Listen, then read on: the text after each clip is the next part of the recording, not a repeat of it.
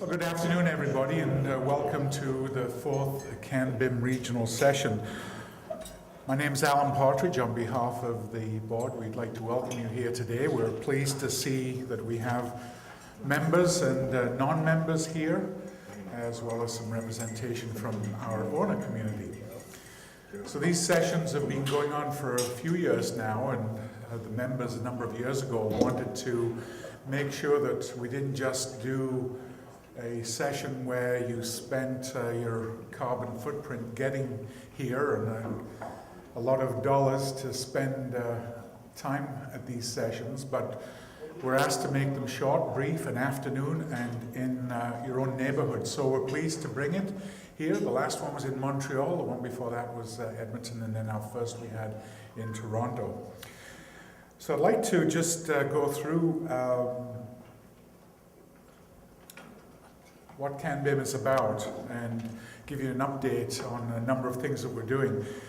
We truly are the business voice of Canada's BIM community. We're represented by members. Every firm is a member, and whether that firm is one person or 1,000, each is represented equally. And we're very engaged in deployment of BIM at a positive level. So what do? Well, we support, we advocate, we create learning opportunities, and we look towards best practices and placing BIM in a Canadian context. And through our Memorandum of Understanding with Building Smart Alliance, we reach out to our international partnership. So our strategy then is really to continue to foster collaboration between industry and trying to break down those silos. And rather than have a whole bunch of silos, as we like to think, we're creating a cylinder of excellence in Canada where you each have an opportunity to get to meet people and work through the CanBIM website. We like to partner with professional organizations and make sure that we're there speaking on everybody's behalf. And we are built around a consensus base. As mentioned, we don't have representation of associations. We believe that the BIM community needs to be served positively by its community as a whole. And so we look towards building consensus. The board takes direction from the membership, and wherever you want to steer CanBIM, that board takes that seriously and steers it in that direction.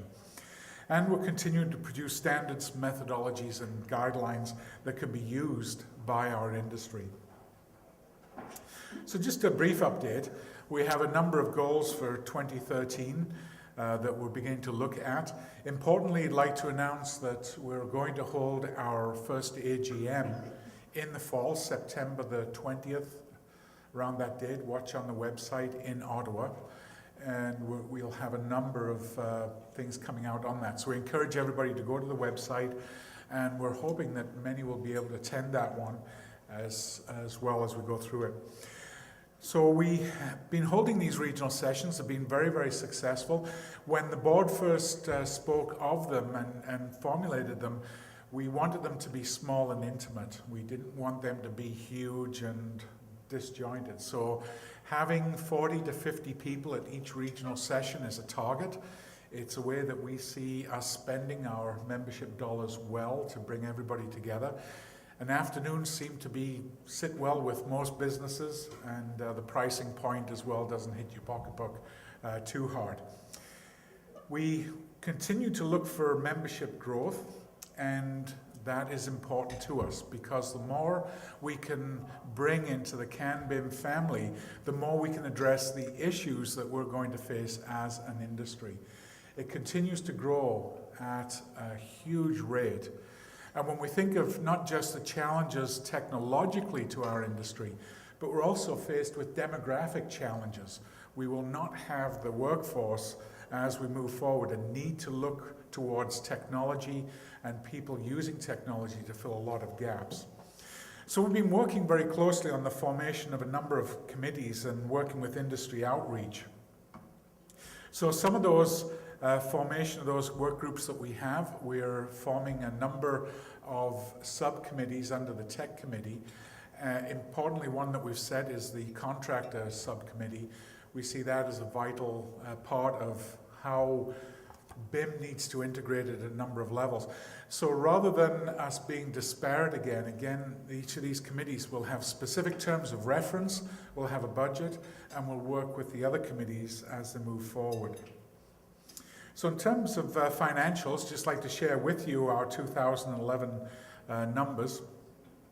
And as you can see where the expenses and the revenue, we do not believe in holding a lot of money and using this as a profit center. We like to spend every dollar that comes in effectively. So we try to make sure that these regional sessions are well funded, well supported, and a means to encourage everybody. So the council subcommittees. In fact, this diagram could best be turned upside down, but if we turn it upside down, you wouldn't read it. But basically, it's driven by the members. So you can see in the various subcommittees that we have executive subcommittee, which is rotating board members. The technical committee, there's a number that we have members of that group. Contractors, education, marketing subcommittee, and an owners subcommittee has been recently formed with Edmonton Airports Authority, Tony Valente being the chair of that committee. So what are we looking for in 2013? Well, we believe that the subcommittees are going to be the workhorse of CanBIM. We believe these committees are going to feed back into the overall structure ways and means of executing BIM and using it effectively. So terms of reference are currently in progress. We've got a consultants subcommittee that we have in progress. Subcontractors, we're looking for one around that. Vendors and software developers are currently in discussion. We have a statistics committee, and as somebody said, we always need a golf tournament. So we'll have a committee for that.